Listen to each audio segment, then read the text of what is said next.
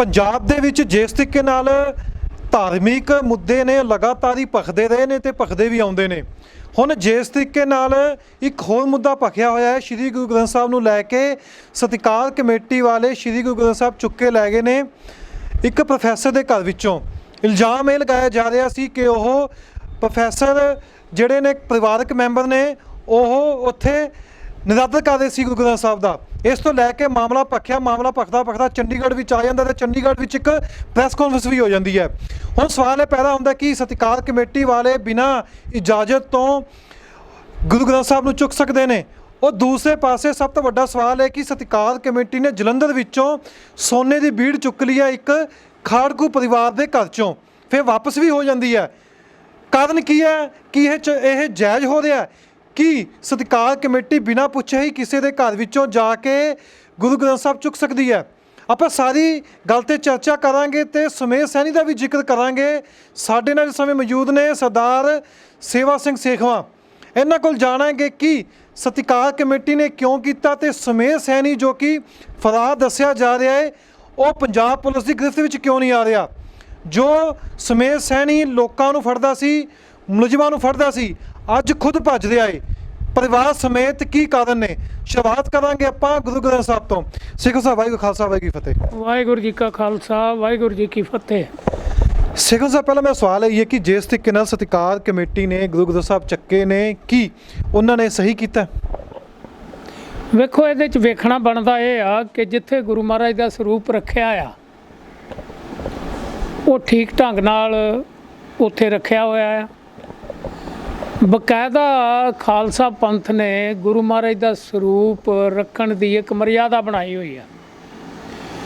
जदों भी किसी ने स्वरूप किते भी रखना हो, गुरुद्वारा साहब में संभायमान करना हो या अपने घर करना हो, उत्थे बकायदा श्रोमणी गुरुद्वारा प्रबंधक कमेटी वो स्वरूप देण तो पहला ये वेरीफाई करती आ उत्थे दा जिहड़ा लोकल मैंबर आ SGPC दा उहदे कोलों भी असी एक एप्लीकेशन आई है, उन्होंने स्वरूप की मंग की है। तुसीं वेखो भी जिथे स्वरूप रखना चाहते आ भी वो मर्यादा अनुसार वो जगह हैगी आ।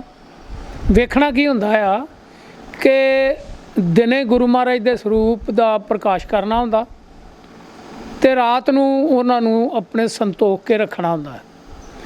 ये दोवें जगह गुरु मर्यादा अनुसार होणियां चाहीदियां ने जो खालसा पंथ ने मर्यादा अकाल तख्त साहब वालों बनी हुई है। हुण वेखना ये है कि जिथे स्वरूप रखे सीगे भई उत्थे जगह जिहड़ी आ वो मर्यादा अनुसार सी। जे ते उत्थे रोज़ गुरु महाराज के स्वरूप का प्रकाश हुंदा सी ते रात नूं उहनूं संतोख के रखिया जांदा सी अदब ते सत्कार नाल, फिर तो मैं समझना आ कि उत्थों स्वरूप जिहड़े चुकने आ वो गैर वाजिब आ। ते जेकर ये सारियां गल्लां दा ध्यान नहीं रखिया गया तो फिर भी मैं समझना कि जोर जबर दे नाल कितों भी गुरु महाराज के स्वरूप नूं चुकना ये गुरु महाराज की भी एक बेअदबी आ। सो इस करके जे कोई इहो जी इररेगुलैरिटी कोई दिसे भी तो वह श्रोमणी गुरुद्वारा प्रबंधक कमेटी नूं दसना चाहिए ताकि वो अपनी मर्यादा मुताबक जे वो स्वरूप सही जगह ते नहीं गए तो उन्हां नूं सही जगह पहुँचाउण दा प्रबंध करे।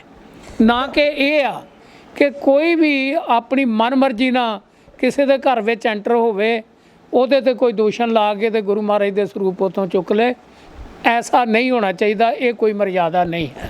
मर्यादा की गल की भी गुरु ग्रंथ साहब किवें रखा जाता है, गल्लां ये आ रही ने जिवें मैं तुहानूं जिक्र किया कि प्रैस कॉन्फ्रेंस भी हुई है कि उत्थे कहा गया कि वो मीट आंडा खांदे सी इस करके असीं उहतों चुक के लै गए।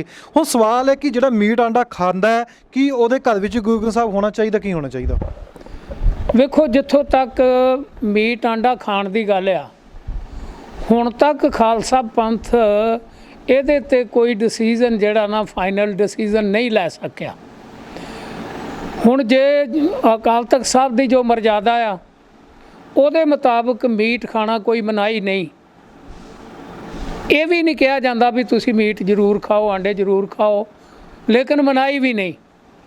ਜਿਸ ਢੰਗ ਨਾਲ ਮੀਟ ਮੁਸਲਮਾਨ ਬਣਾਉਂਦੇ ਨੇ ਉਹਦੇ ਤੇ ਮਨਾਹੀ ਆ, ਉਹ ਮੀਟ ਸਿੱਖ ਨਹੀਂ ਖਾ ਸਕਦੇ। ਲੇਕਿਨ ਜਿਹੜਾ ਝਟਕੇ ਦਾ ਮੀਟ ਆ ਉਹ ਖਾਣ ਵਾਸਤੇ ਕੋਈ ਮਨਾਹੀ ਨਹੀਂ ਹੈ। ਲੇਕਿਨ ਕਿਸੇ ਤਰ੍ਹਾਂ ਦਾ ਵੀ ਕੋਈ ਨਸ਼ਾ, ਭਾਵੇਂ ਸ਼ਰਾਬ ਦਾ ਹੋਵੇ ਜਾਂ ਕਿਸੇ ਤਰ੍ਹਾਂ ਦਾ ਵੀ ਕੋਈ ਜਿਹੜਾ ਨਸ਼ਾ ਆ, ਉਹ ਅਕਾਲ ਤਖਤ ਸਾਹਿਬ ਦੀ ਮਰਿਆਦਾ ਅਨੁਸਾਰ ਜਿਹੜੀ ਆ ਮਨਾਹੀ ਆ। ਇਸ ਕਰਕੇ ਇਹ ਪਹਿਲਾਂ ਤੇ ਸਾਰਾ ਜਗਤ ਫੈਸਲਾ ਕਰੇ, ਖਾਲਸਾ ਪੰਥ ਫੈਸਲਾ ਕਰੇ। ਬਹੁਤ ਸਾਰੀਆਂ ਆਪਣੇ ਸੰਪਰਦਾਵਾਂ ਜਿਹੜੀਆਂ ਨੇ, ਟਕਸਾਲਾਂ ਨੇ, ਬਾਬੇ ਨੇ, ਉਹ ਇਸ ਗੱਲ ਦਾ ਵਿਰੋਧ ਕਰਦੇ ਆ ਕਿ ਆਂਡਾ ਤੇ ਮੀਟ ਖਾਣਾ ਨਹੀਂ ਚਾਹੀਦਾ, ਉਹ ਉਹਦਾ ਵਿਰੋਧ ਕਰਦੇ ਆ। ਲੇਕਿਨ ਜਿਹੜੀ ਅਕਾਲ ਤਖਤ ਸਾਹਿਬ ਦੀ ਮਰਿਆਦਾ ਆ ਉਹ ਮਨਾ ਨਹੀਂ ਕਰਦੀ। ਸੋ ਇਸ ਕਰਕੇ ਪਹਿਲਾਂ ਤੇ ਖਾਲਸਾ ਪੰਥ ਨੂੰ ਇਹ ਫੈਸਲਾ ਕਰਨਾ ਚਾਹੀਦਾ ਆ ਕਿ ਸਾਰਿਆਂ ਨੂੰ ਮਿਲ ਬੈਠ ਕੇ ਇਹਦੇ ਤੇ ਇੱਕ ਰਾਏ ਬਣਾਉਣੀ ਚਾਹੀਦੀ ਹੈ। ਹੁਣ ਜਿਵੇਂ ਤੁਸੀਂ ਜ਼ਿਕਰ ਕਰ ਰਹੇ ਹੋ ਵੀ ਅਕਾਲ ਤਖਤ ਸਾਹਿਬ ਉੱਤੋਂ ਕਿਤੇ ਲਿਖਿਆ ਨਹੀਂ ਗਿਆ ਕਿ ਤੁਸੀਂ ਮੀਟ ਆਂਡਾ ਨਹੀਂ ਖਾ ਸਕਦੇ, ਫਿਰ ਸਤਿਕਾਰ ਕਮੇਟੀ ਵਾਲਿਆਂ ਨੇ ਗੁਰੂ ਗ੍ਰੰਥ ਸਾਹਿਬ ਚੁੱਕਿਆ, ਇਹ ਕਿਹਾ ਗਿਆ ਕਿ ਮੀਟ ਆਂਡਾ ਖਾਂਦੇ ਸੀ, ਫਿਰ ਉਹਨਾਂ ਨੇ ਕਿਉਂ ਚੁੱਕ ਲਿਆ? ਕਿ ਸਤਿਕਾਰ ਕਮੇਟੀ ਵਿੱਚ ਕੋਈ ਸਿਆਣਾ ਬੰਦਾ ਨਹੀਂ ਗਿਆ ਸੀ? ਕਿ ਸਤਿਕਾਰ ਕਮੇਟੀ ਨੇ ਜਾਣਬੁੱਝ ਕੇ ਕੀਤਾ? ਕਿ ਸਤਿਕਾਰ ਕਮੇਟੀ ਨੂੰ ਇਸ ਗੱਲਾਂ ਦਾ ਪਤਾ ਹੀ ਨਹੀਂ ਸੀ? ਨਹੀਂ, ਇਕੱਲੀ ਸਤਿਕਾਰ ਕਮੇਟੀ ਦੀ ਗੱਲ ਨਹੀਂ। ਮੈਂ ਜਿਵੇਂ ਪਹਿਲਾਂ ਤੁਹਾਨੂੰ ਦੱਸਿਆ, ਜਿਵੇਂ ਦਮਦਮੀ ਟਕਸਾਲ ਆ, ਉਹ ਵੀ ਮੀਟ ਆਟਾ ਖਾਣ ਦੇ ਵਿਰੁੱਧ ਨੇ। ਜਿਹੜੇ ਸਾਡੇ ਖੰਡ ਕੀਰਤਨੀ ਜਥੇ ਵਾਲੇ ਸਿੰਘ ਨੇ, ਉਹ ਵੀ ਮੀਟ ਆਂਡਾ ਖਾਣ ਦੇ ਵਿਰੁੱਧ ਨੇ। ਜਿੰਨੇ ਬਾਬੇ ਨੇ ਸੋ ਕਾਲਡ, ਜਿੰਨੇ ਡੇਰੇ ਬਣੇ ਹੋਏ ਆ, ਉਹ ਵੀ ਮੀਟ ਆਂਡਾ ਖਾਣ ਦੇ ਵਿਰੁੱਧ ਨੇ। ਸੋ ਇਸ ਕਰਕੇ ਇਕੱਲੀ ਸਤਿਕਾਰ ਕਮੇਟੀ ਨਹੀਂ ਇਹਦੇ ਵਿਰੋਧ ਵਿੱਚ, ਹੋਰ ਵੀ ਬਹੁਤ ਸਾਰੇ ਲੋਕ ਵਿਰੋਧ ਵਿੱਚ ਆ। ਲੇਕਿਨ ਮੈਂ ਤੇ ਜੋ ਅਕਾਲ ਤਖਤ ਸਾਹਿਬ ਦੀ ਮਰਿਆਦਾ ਆ ਉਹਦੇ ਮੁਤਾਬਕ ਇਹ ਗੱਲ ਦੱਸੀ ਆ ਕਿ ਉੱਥੇ ਮੀਟ ਖਾਣ ਤੋਂ, ਆਂਡਾ ਖਾਣ ਤੋਂ ਮਨਾਹੀ ਨਹੀਂ ਕੀਤੀ ਜਾਂਦੀ।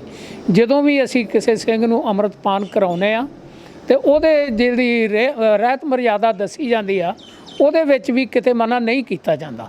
ਸੋ ਇਸ ਕਰਕੇ ਜਿਹੜੀ ਸਤਿਕਾਰ ਕਮੇਟੀ ਆ, ਜਿਵੇਂ ਹੋਰ ਬਾਕੀ ਸੰਸਥਾਵਾਂ ਨੇ, ਉਹਨਾਂ ਦੇ ਮਨ ਵਿੱਚ ਵੀ ਹੋਊਗਾ ਕਿ ਇਹ ਗੱਲ ਗਲਤ ਹੋ ਰਹੀ ਆ। ਲੇਕਿਨ ਮੈਂ ਉਹਨਾਂ ਨੂੰ ਵੀ ਬੇਨਤੀ ਕਰਨੀ ਚਾਹਾਂਗਾ ਕਿ ਪਹਿਲਾਂ ਸ਼੍ਰੀ ਅਕਾਲ ਤਖਤ ਸਾਹਿਬ ਨਾਲ ਬਹਿ ਕੇ ਗੱਲ ਕਰਨੀ ਚਾਹੀਦੀ ਆ, ਕਿਉਂਕਿ ਸ਼੍ਰੀ ਅਕਾਲ ਤਖਤ ਸਾਹਿਬ ਤੋਂ ਕੋਈ ਮਨਾਹੀ ਨਹੀਂ ਹੈ। ਜਾਂ ਤਾਂ ਪਹਿਲਾਂ ਇੱਕ ਰਾਏ ਬਣ ਜਾਵੇ, ਨਹੀਂ ਤੇ ਇਹੋ ਜਿਹੇ ਜਿਹੜੇ ਝਗੜੇ ਨੇ ਆਪਣੇ ਸਿੱਖ ਸਮਾਜ ਵਿੱਚ ਉਹ ਉਤਪੰਨ ਹੁੰਦੇ ਰਹਿਣਗੇ। ਮੇਰਾ ਇੱਕ ਸਿੰਪਲ ਜਿਹਾ ਸਵਾਲ ਹੈ ਕਿ ਜੇ ਇੱਕ ਉਦਾਹਰਨ ਲੈ ਲਈਏ, ਤੁਸੀਂ ਮੀਟ ਆਂਡਾ ਖਾਂਦੇ ਹੋ, ਸਤਿਕਾਰ ਕਮੇਟੀ ਤੁਹਾਡੇ ਘਰੇ ਕੱਲ੍ਹ ਆ ਜਾਂਦੀ ਹੈ, ਉਹ ਤੁਹਾਨੂੰ ਇਹ ਕਹਿੰਦੀ ਹੈ ਕਿ ਤੁਸੀਂ ਮੀਟ ਆਂਡਾ ਖਾਂਦੇ ਹੋ, ਅਸੀਂ ਗੁਰੂ ਗ੍ਰੰਥ ਸਾਹਿਬ ਤੁਹਾਡੇ ਕਦੇ ਨਹੀਂ ਦੇਣ ਦੇਣਾ, ਫਿਰ ਤੁਸੀਂ ਆਪਣੇ ਕਦੋਂ ਚੁੱਕਣ ਦੋਗੇ ਗੁਰੂ ਗ੍ਰੰਥ ਸਾਹਿਬ ਨੂੰ? ਵੇਖੋ ਗੱਲ ਇਹ ਆ, ਜਿੰਨਾ ਸਾਡਾ ਸੁਪਰੀਮ ਜਿਹੜਾ ਉਹ ਸਤਿਕਾਰ ਕਮੇਟੀ ਨਹੀਂ, ਸਾਡਾ ਸੁਪਰੀਮੋ ਜਿਹੜਾ ਉਹ ਸ਼੍ਰੀ ਅਕਾਲ ਤਖਤ ਸਾਹਿਬ ਆ। ਹਰ ਸਿੱਖ ਨੇ ਹੁਕਮ ਜਿਹੜਾ ਮੰਨਣਾ ਉਹ ਸ਼੍ਰੀ ਅਕਾਲ ਤਖਤ ਸਾਹਿਬ ਦਾ ਮੰਨਣਾ, ਨਾ ਕਿ ਜਿਹੜੀ ਆਪਣੇ ਸਤਿਕਾਰ ਕਮੇਟੀ ਆ ਉਹਦਾ ਮੰਨਣਾ। ਲੇਕਿਨ ਮੈਂ ਨਾਲ ਇੱਕ ਗੱਲ ਇਹ ਵੀ ਕਹੂੰਗਾ, ਮੈਨੂੰ ਮੇਰੇ ਇਲਾਕੇ ਵਿੱਚ ਵੀ ਐਸੀਆਂ ਘਟਨਾਵਾਂ ਹੋਈਆਂ ਜਿਹਦੇ ਵਿੱਚ ਸਤਿਕਾਰ ਕਮੇਟੀ ਨੇ ਕੁਝ ਚੰਗੀਆਂ ਗੱਲਾਂ ਵੀ ਕੀਤੀਆਂ। ਕਈਆਂ ਡੇਰਿਆਂ 'ਤੇ ਗੁਰੂ ਮਹਾਰਾਜ ਦਾ ਸਰੂਪ ਰੱਖਿਆ ਸੀ, ਲੇਕਿਨ ਉੱਥੇ ਬਾਬੇ ਜਿਹੜੇ ਆ ਉਹ ਟੂਣੇ ਕਰਦੇ ਸੀ, ਉਹ ਫਾਂਡੇ ਕਰਦੇ ਸੀ, ਉਹ ਜਿਹੜੀਆਂ ਮਰਜ਼ਾਦਾ ਰਹਿਤ ਗੱਲਾਂ ਨੇ ਉਹ ਉੱਥੇ ਕਰਦੇ ਸੀ। ਉਹਦੇ ਨਾਲ ਤੇ ਵੇਖੋ ਇਹ ਆਪਣੇ ਗੁਰੂ ਮਹਾਰਾਜ ਦਾ ਨਿਰਾਦਰ ਹੁੰਦਾ ਆ ਕਿ ਜਿੱਥੇ ਗੁਰੂ ਨੂੰ ਆਪਣੇ ਗੁਰੂ ਮਹਾਰਾਜ ਨੂੰ ਆਪਣੇ ਮੰਨ ਕੇ ਅਸੀਂ ਗੁਰੂ ਚੱਲਦੇ ਆ ਕਿ ਗੁਰੂ ਗ੍ਰੰਥ ਸਾਹਿਬ ਸਾਡਾ ਗੁਰੂ ਆ, ਉੱਥੇ ਹੀ ਇੱਕ ਹੋਰ ਆਪਣੇ ਗੁਰੂ ਬਣ ਕੇ, ਦੇਹਧਾਰੀ ਗੁਰੂ ਬਣ ਕੇ ਬੈਠਾ ਹੋਵੇ, ਉਹ ਮੱਥੇ ਵੀ ਟਿਕਾਵੇ ਗੁਰੂ ਮਹਾਰਾਜ ਦੇ ਸਰੂਪ ਦੇ ਹੁੰਦਿਆਂ, ਆਪਣੇ ਆਪ ਨੂੰ ਵੀ ਮੱਥੇ ਟਿਕਾਵੇ, ਫਿਰ ਉਹਨਾਂ ਦੀਆਂ ਪੁੱਛਾਂ ਵੀ ਕਰੇ, ਉਹਨਾਂ ਨੂੰ ਪੁੱਤ ਵੀ ਦੇਵੇ, ਉਹਨਾਂ ਦੀਆਂ ਹੋਰ ਮਨਸ਼ਾ ਵੀ ਪੂਰੀਆਂ ਕਰੇ। ਉੱਥੇ ਤਾਂ ਗੁਰੂ ਮਹਾਰਾਜ ਦਾ ਨਿਰਾਦਰ ਹੁੰਦਾ। ਔਰ ਮੈਂ ਵੇਖਿਆ ਆ ਕਿ ਜਿਹੜੇ ਸਤਿਕਾਰ ਕਮੇਟੀ ਵਾਲੇ ਆ, ਉਹਨਾਂ ਨੇ ਉੱਥੇ ਜਾ ਕੇ ਵੀ ਪ੍ਰੋਟੈਸਟ ਕੀਤਾ, ਉਹਨਾਂ ਨੇ ਪੁਲਿਸ ਨੂੰ ਨਾਲ ਖੜ ਕੇ ਉਹਨਾਂ ਨੇ ਉੱਥੋਂ ਗੁਰੂ ਮਹਾਰਾਜ ਦੇ ਸਰੂਪ ਵੀ ਲਿਆਂਦੇ ਆ। ਉਹ ਕੱਲ੍ਹ ਨੂੰ ਤਾਂ ਮੈਂ ਉਹਦੀ ਤਾਂ ਪ੍ਰਸ਼ੰਸਾ ਕਰਨਾ। ਲੇਕਿਨ ਜੇ ਗੁਰੂ ਮਹਾਰਾਜ ਕਿਤੇ ਬਿਲਕੁਲ ਮਰਿਆਦਾ ਅਨੁਸਾਰ ਰੱਖਿਆ ਵਾ ਤੇ ਇੱਦਾਂ ਜਾ ਕੇ ਧੱਕੇਸ਼ਾਹੀ ਕਰਕੇ ਕਿਤੇ ਗੁਰੂ ਮਹਾਰਾਜ ਦਾ ਸਰੂਪ ਚੁੱਕ ਕੇ ਲਿਆਉਣਾ, ਉਹ ਗੱਲ ਗਲਤ ਆ। ਤੁਸੀਂ ਉਹਨਾਂ ਜ਼ਿਕਰ ਕੀਤਾ ਜਿਵੇਂ ਟੂਣੇ ਦੀ ਗੱਲ ਕੀਤੀ, ਇੱਕ ਪਾਸੇ ਗੁਰੂ ਗ੍ਰੰਥ ਸਾਹਿਬ ਪਿਆ ਤੇ ਦੂਸਰੇ ਪਾਸੇ ਟੂਣੇ ਦੀ ਗੱਲ ਕਰ ਲਓ, ਜਾਂ ਹੋਰ ਕੋਈ ਗ੍ਰੰਥ ਰੱਖਦੇ ਨੇ, ਉਹ ਵਾਜਬ ਨਹੀਂ ਹੈਗਾ। ਫਿਰ ਦਸਮ ਗ੍ਰੰਥ ਬਾਰੇ ਤੁਸੀਂ ਕੀ ਕਹਿਣਾ ਚਾਹੋਗੇ ਜਦੋਂ ਟਕਸਾਲ ਨੇ ਦੇਖਿਆ ਨਾਲ ਗੁਰੂ ਗ੍ਰੰਥ ਸਾਹਿਬ ਵੀ ਗਏ ਨੇ? ਜਿੰਨਾ ਚਿਰ ਅਕਾਲ ਤਖਤ ਸਾਹਿਬ ਇਹਦੇ ਬਾਰੇ ਕੋਈ ਫੈਸਲਾ ਨਹੀਂ ਕਰਦਾ, ਮੈਂ ਇਹਦੇ ਬਾਰੇ ਕੁਝ ਨਹੀਂ ਕਹਿ ਸਕਦਾ।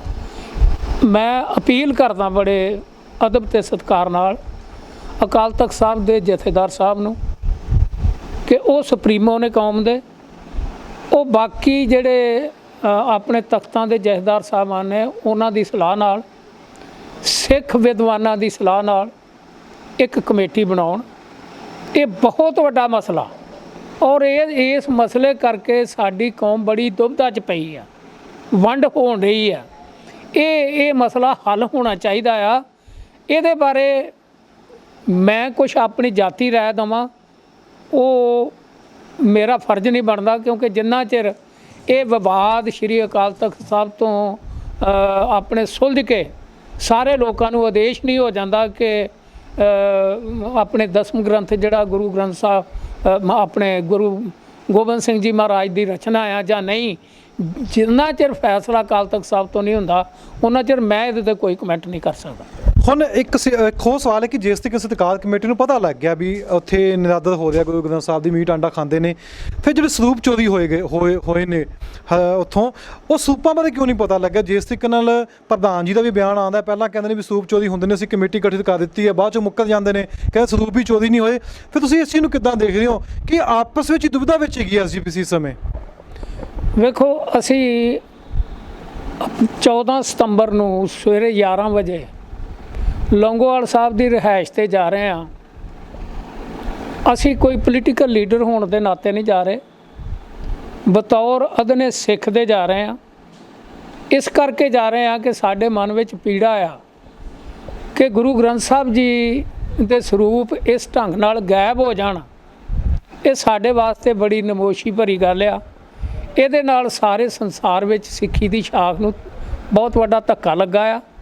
ਅਸੀਂ ਲੌਂਗੋਵਾਲ ਸਾਹਿਬ ਦੇ ਰੈਜ਼ੀਡੈਂਸ 'ਤੇ ਜਾ ਰਹੇ ਹਾਂ, ਕੋਈ ਪ੍ਰੋਟੈਸਟ ਨਹੀਂ ਕਰ ਰਹੇ, ਕੋਈ ਮੁਜ਼ਾਹਰਾ ਨਹੀਂ ਕਰ ਰਹੇ, ਕੋਈ ਧਰਨਾ ਨਹੀਂ ਮਾਰ ਰਹੇ, ਕੇਵਲ ਉਹਨਾਂ ਨੂੰ ਇਹ ਪੁੱਛਣ ਵਾਸਤੇ ਜਾ ਰਹੇ ਹਾਂ ਕਿ ਗੁਰੂ ਮਹਾਰਾਜ ਦੇ ਸਰੂਪ ਕਿੱਥੇ ਨੇ, ਉਹ ਕਿਸ ਅਵਸਥਾ ਵਿੱਚ ਨੇ, ਕਿਸ ਹਾਲਤ ਵਿੱਚ ਨੇ, ਉਹ ਸਰੂਪ ਕਿਹਨੇ ਦਿੱਤੇ ਆ, ਕਿਹਨੂੰ ਦਿੱਤੇ ਆ, ਕਿੰਨੀ ਗਿਣਤੀ 'ਚ ਦਿੱਤੇ ਆ, ਕਿਹਦੇ ਕਹਿਣ 'ਤੇ ਦਿੱਤੇ ਆ, ਕਦੋਂ ਦਿੱਤੇ ਆ।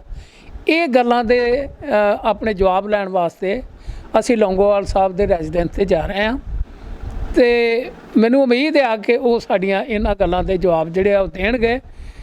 ਜਿਹੜੀ ਗੱਲ ਉਹਨਾਂ ਨੇ ਹੁਣ ਤੱਕ ਜੋ ਕੁਝ ਰੋਲ ਨਿਭਾਇਆ, 27 ਤਰੀਕ ਨੂੰ ਜਿਹੜੀ 27 ਅਗਸਤ ਨੂੰ ਉਹਨਾਂ ਦੀ ਐਗਜ਼ੈਕਟਿਵ ਮੀਟਿੰਗ ਹੋਈ ਆ, ਜਿਹਦੇ ਵਿੱਚ ਜਿਹੜੀ ਇਨਕੁਆਇਰੀ ਰਿਪੋਰਟ ਸੀ ਉਹ ਪਹਿਲੇ ਦਿਨ ਪੇਸ਼ ਕੀਤੀ ਗਈ, ਤਾਂ ਉਹਨਾਂ ਨੇ ਕਈ ਤਰ੍ਹਾਂ ਦੇ ਐਲਾਨ ਕਰ ਦਿੱਤੇ। ਐਗਜ਼ੈਕਟਿਵ ਨੇ ਮਤੇ ਪਾਸ ਕਰ ਦਿੱਤੇ ਕਿ ਜਿਹੜੇ ਦੋਸ਼ੀ ਨੇ ਉਹਨਾਂ ਨੂੰ ਸਸਪੈਂਡ ਕਰਤਾ, ਕਿਸੇ ਨੂੰ ਟਰਮੀਨੇਟ ਕਰਤਾ, ਕਿਸੇ ਨੂੰ ਕਿਹਾ ਵੀ ਅਸੀਂ ਇਹਨਾਂ ਦੇ ਫੌਜਦਾਰੀ ਕੇਸ ਜਿਹੜੇ ਆ ਉਹ ਵੀ ਚਲਾਵਾਂਗੇ। ਫਿਰ ਜੋ ਧਾਮੀ ਜੀ ਜਨਰਲ ਸਕੱਤਰ ਨੇ ਇਸ ਵੇਲੇ ਸ਼੍ਰੋਮਣੀ ਕਮੇਟੀ ਦੇ, ਉਹਨਾਂ 'ਤੇ ਆਧਾਰਿਤ ਇੱਕ ਕਮੇਟੀ ਵੀ ਬਣਾਤੀ ਆ ਜਿਹਦੇ 'ਚ ਵਕੀਲ ਸ਼ਾਮਲ ਕੀਤੇ ਆ ਕਿ ਇਹ ਉਹਨਾਂ ਫੌਜਦਾਰੀ ਜਿਹੜੇ ਮੁਕੱਦਮੇ ਆ ਉਹਨਾਂ ਦੀ ਪੈਰਵਾਈ ਕਰਨਗੇ।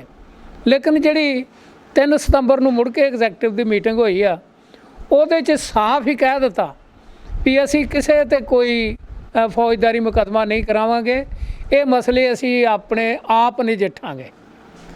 ਮੈਂ ਸਮਝਦਾ ਐਡਾ ਵੱਡਾ ਯੂ ਟਰਨ ਸ਼੍ਰੋਮਣੀ ਕਮੇਟੀ ਦੇ ਪ੍ਰਧਾਨ ਨੂੰ ਤੇ ਉਹਦੀ ਐਗਜ਼ੈਕਟਿਵ ਨੂੰ ਮਾਰ ਲੱਗਿਆ ਵੀ ਵਾਰੀ ਸੋਚਣਾ ਚਾਹੀਦਾ ਸੀ।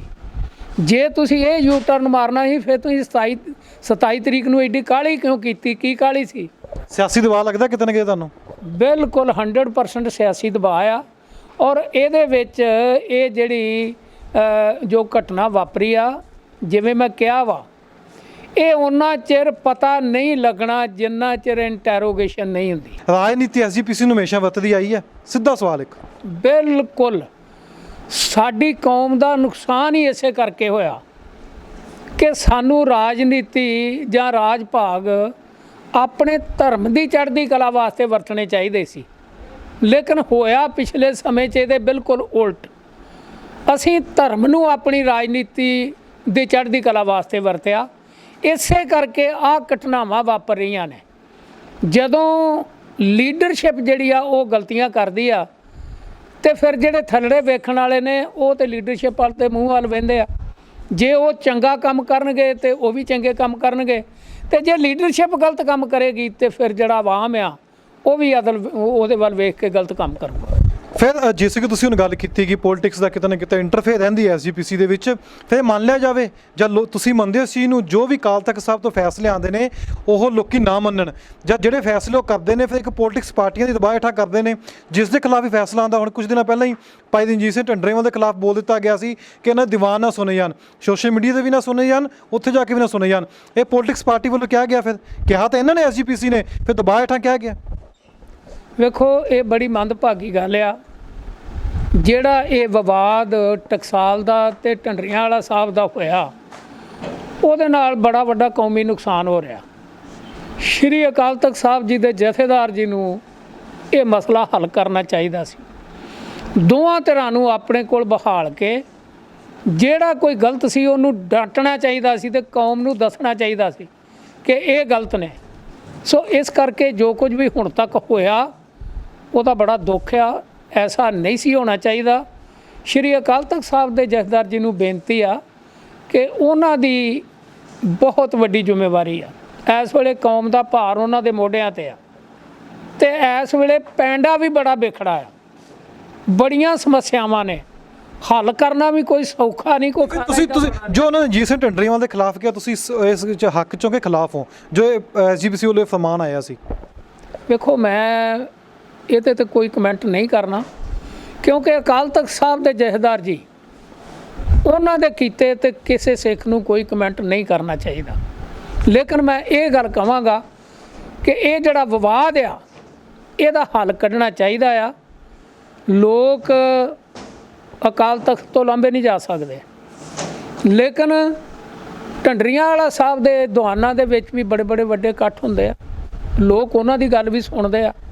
ਜੇ ਅੱਗੇ ਸਾਡੇ ਜਿਹੜੇ ਪਾਠਕ ਪਏ ਆ, ਜਿਹੜੇ ਹੋਰ ਡੇਰੇ ਬਣੇ ਨੇ, ਜਿਵੇਂ ਰਾਧਾ ਸੁਆਮੀ ਅਲੱਗ ਹੋ ਗਏ, ਹੋਰ ਇਸ ਤਰ੍ਹਾਂ ਦੇ ਜਿਹੜੇ ਆ, ਉਹਦੇ ਨਾਲ ਕੌਮੀ ਨੁਕਸਾਨ ਹੋਏ ਆ।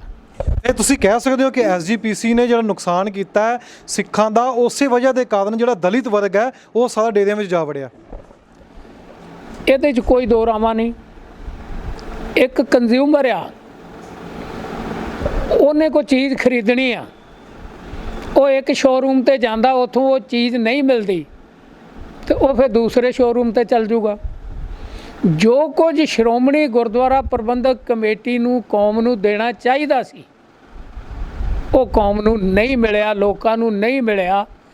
ਇਹੀ ਕਾਰਨ ਆ ਕਿ ਲੋਕ ਡੇਰਿਆਂ ਵਾਲੇ ਪਾਸੇ ਚੱਲ ਗਏ, ਔਰ ਜਿਹੜੇ ਡੇਰੇ ਪਨਪੇ ਨੇ, ਥਾਂ ਥਾਂ 'ਤੇ ਡੇਰੇ ਬਣ ਗਏ ਆ, ਔਰ ਉਹਦਾ ਕਾਰਨ ਵੀ ਇਹੀ ਆ ਕਿ ਸ਼੍ਰੋਮਣੀ ਗੁਰਦੁਆਰਾ ਪ੍ਰਬੰਧਕ ਕਮੇਟੀ ਆਪਣਾ ਰੋਲ ਠੀਕ ਢੰਗ ਨਾਲ ਅਦਾ ਨਹੀਂ ਕਰ ਸਕੀ।